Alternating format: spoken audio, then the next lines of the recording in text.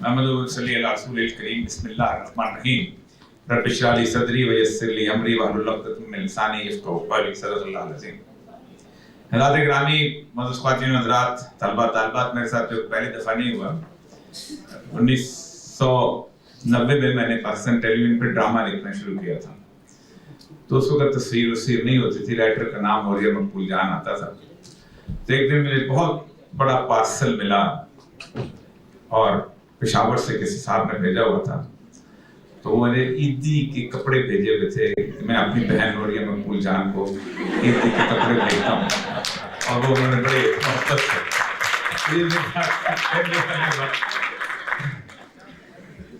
ख्वाजा मैं एक बात कुछ और करना चाहता था, लेकिन अचानक मुझसे पहले आने वाले मुकर्रर ने मेरे मौजू बदलने के ऊपर मुझे मजबूर कर दिया।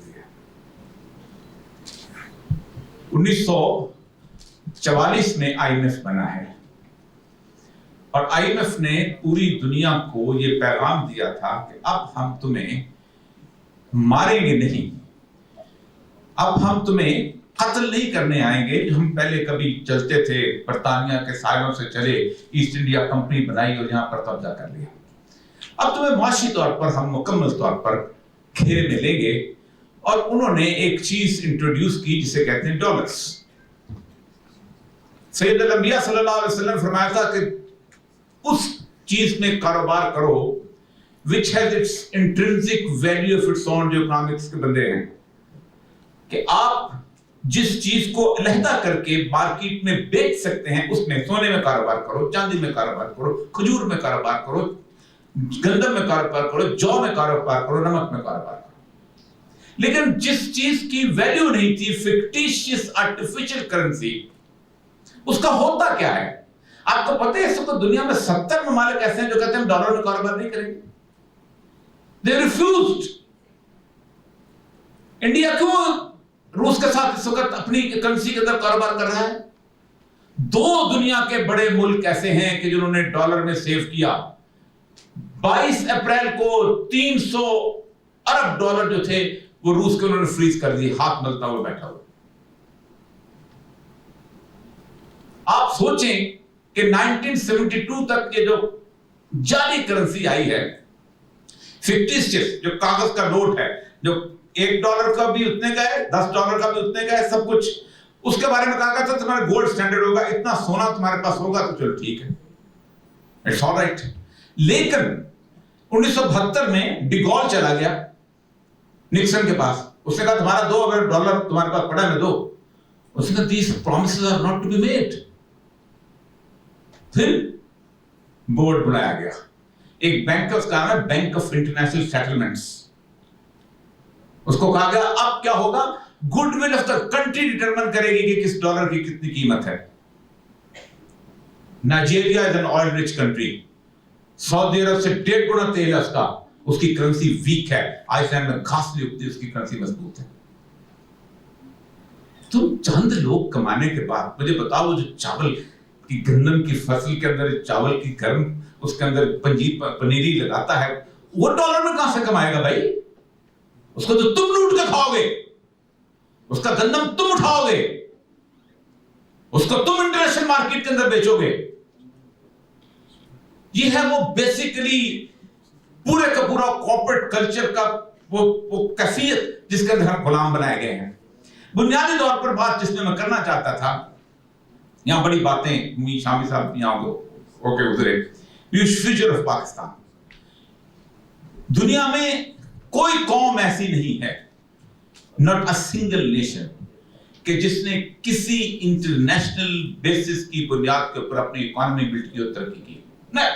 It never happened.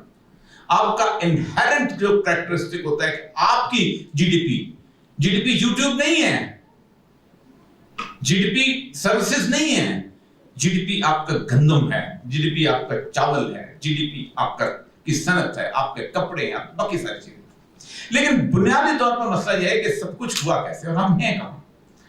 आज से कुछ 300-400 साल पहले, क्योंकि यूनिवर्सिटी के स्टूडेंट, मैं 5 मिनट आपके लूंगा तब कि आपको पता चले कि पाकिस्तान का फ्यूचर है क्या। कोई जिस शख्स ने भी उनकी बातों के ऊपर आके चलने की कोशिश की, उन्होंने यूं उसको मरोड़ा और उसके बाद खत्म। यूं इकोनॉमी। महातिर मोहम्मद की एक किताब है जो उसने एशिया का मुकदमा जिसको तर्जुमा किया हुआ है, केस ऑफ एशिया, उसमें वो लिखता है कि had we accepted the dictates of IMF and the World Bank, our conditions could have been worse than Indonesia. We believe the medicine suggested to us is worse than the disease we have. करते क्या हैं? एक मुल्क में गए, उस मुल्क के अंदर जाके फैक्ट्रियां लगाएंगे, जैगुआर की फैक्ट्री वहां पहुंची, वो फैक्ट्री वहां पहुंची, ये फैक्ट्री वहां पहुंची, वहां आपने मुकम्मल तौर पे 5 रुपए तनख्वाह लेता था, 10 रुपए तनख्वाह देनी शुरू कर दी। डेनिम वाले की फैक्ट्री आ गई, 5 रुपए का मजदूर था, 15 रुपए तनख्वाह देनी शुरू कर दी। डॉलर में आमदनी हो रही है ना, you are earning a lot. जैसे हमारे मीडिया को तबाह बर्बाद कर दिया इन लोगों ने। मीडिया में जब एक साफी 500 रुपए तनख्वाह लेता था, वो कहता था मैं 500 की रेडी लगा दूंगा। अब उन्होंने कहा नहीं, इसको 50 लाख तनख्वाह दो, इसको 25 लाख दो, इसको 70 लाख दो। वो जब कहता है सच बोलने की कीमत 70 लाख रुपए, उसका दिल बैठ जाता है। मेरा घर, मेरी गाड़ी, मेरा सब कुछ।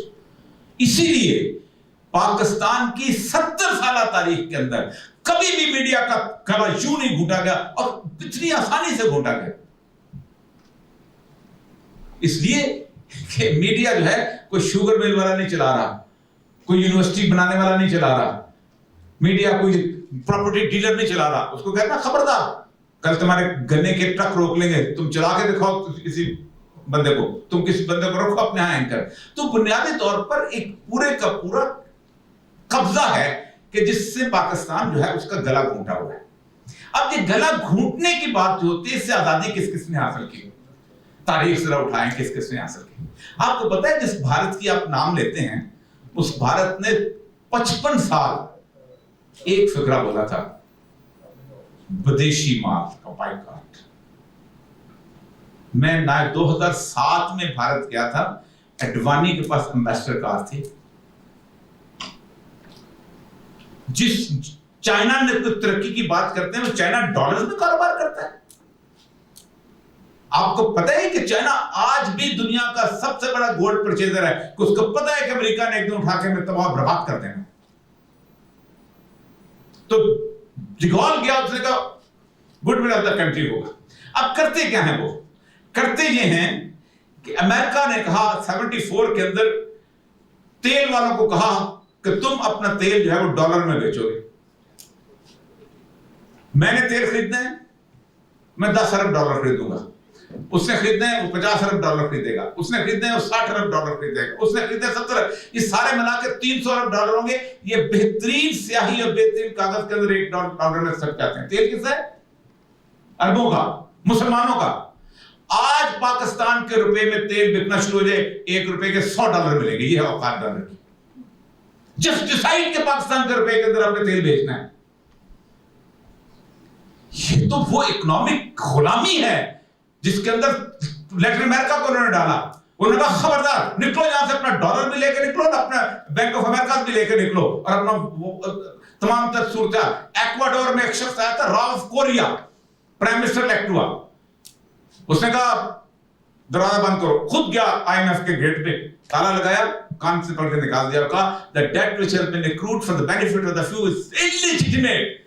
जो कर्जा चंद लोगों की ख्वाहिशात की तकमील के लिए हासिल किया जाए वो नाजायज है, मैं नहीं देता हूं। एक शख्स था एरिक टुसान, ब्रसेल्स में, और जरा टाइप कीजिए उसके ऊपर। एरिक टुसान जो है, ये उसकी कमेटी है for the abolition of illegitimate debt. उसको बुलाया गया। 70 लाख कॉन्ट्रैक्ट जो है, 70 लाख कॉन्ट्रैक्ट जो हैं उनको देखा गया।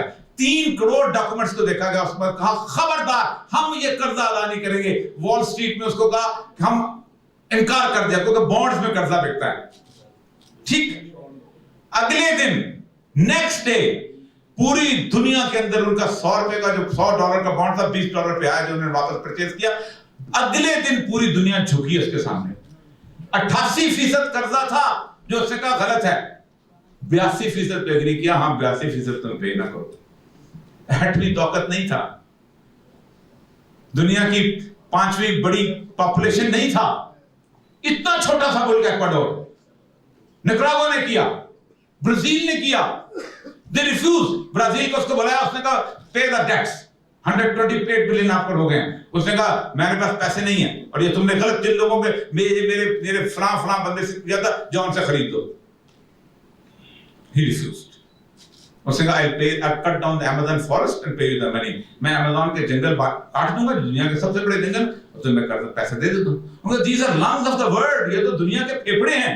उन्होंने okay, pay the rent of the oxygen which you are getting from this. चुप, खामोश।